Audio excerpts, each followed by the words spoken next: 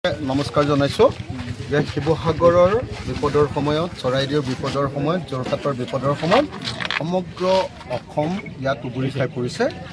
আজি মই দেখিলোঁ এতিয়া ডিগবৈৰ পৰা আমাৰ জিতেন দত্ত দাদা আমাৰ প্ৰাক্তন আলফা গোটেইখিনি ইয়াত পাঞ্জাবী সমাজ এখন ডিগবৈ আৰু ডিগবৈবাসী ৰাইজ মৰাণ মানুহো যথেষ্ট আহিছে, মহিলা সমিতি আহিছে। তেখেতসকলে ইয়াত কেইবা ট্ৰাক গাড়ী বস্তু লৈ ইয়াত আহি বস্তু বিটাবৰ কাৰণে আহি ৰেডি হৈছে।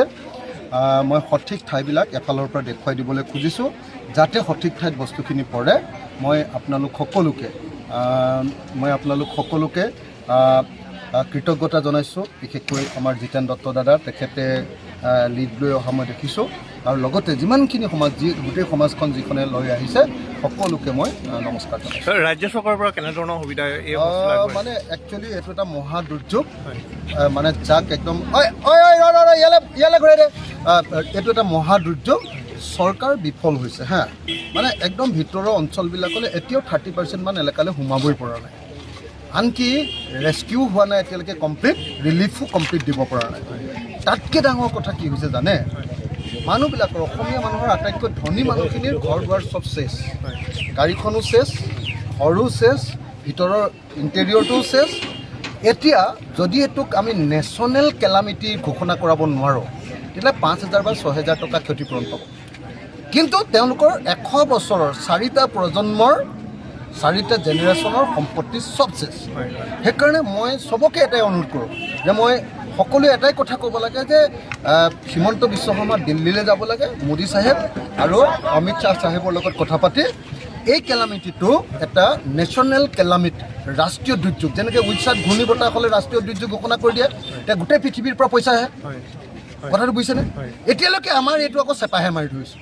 আমি এইটো প্ৰচাৰ কৰি আমি আন্তঃৰাষ্ট্ৰীয় পুঁজি আৰু নেশ্যনেল পুঁজি ল'ব লাগে। নহ'লে আপুনি মই 1 নম্বৰ ৱাৰ্ডলৈ যাব, টাউনলৈ এতিয়া যদি যায়, 1 নম্বৰ ৱাৰ্ডত মই আপোনালোকক দেখুৱাই দিম। মই এই মাত্ৰ 1 নম্বৰ ৱাৰ্ডৰ পৰা আহিছোঁ। চাওক, মানুহৰ ঘৰে ঘৰে এনেকুৱা অৱস্থা, মানুহে কান্দি আছে টাউনৰ ভিতৰত। গতিকে 13 নম্বৰ ৱাৰ্ডলৈ যাওক, তাত গোটেই পাঞ্জাবী সমাজ এখন আছে, পাঞ্জাবী আনকি গুৰুদ্বাৰটো পানীৰ তলত এতিয়া। তো গতিকে অত্যন্ত বেয়া অৱস্থা হৈ আছে।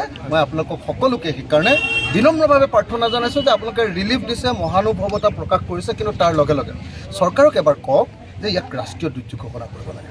তেতিয়াহে এই মানুহবিলাকে প্ৰকৃত ক্ষতিপূৰণটো পাব। নহ'লে জীৱনৰ কাৰণে 50 বছৰৰ কাৰণে আমাৰ অসমৰ খিলঞ্জীয়া, ইয়াত এটা মানুহ বিদেশী নাই। শিৱসাগৰ, চৰাইদেউ আৰু যোৰহাটত এটা বিদেশী নাই। ক'ৰবাত কোনোবাই ভাড়াঘৰ আহি, কোনোবা বাহিৰৰ মানুহ এটা আহি ভাড়াঘৰত আছে, সি এইটো বেলেগ প্ৰশ্ন। কিন্তু ইয়াত খিলঞ্জীয়া মানুহৰ বাহিৰে বেলেগ কোনো মানুহ নাই। তাত যদি এনেকুৱা দুৰ্যোগ হয় আৰু সেই মানুহখিনিক যদি আমি সহায় কৰিব নোৱাৰোঁ, সেই মানুহখিনিক যদি প্ৰকৃত ক্ষতিপূৰণ দিব নোৱাৰোঁ, তেতিয়াহ'লে মই ভাবোঁ যে আমি জীয়াই থকাৰ অৰ্থ নাই।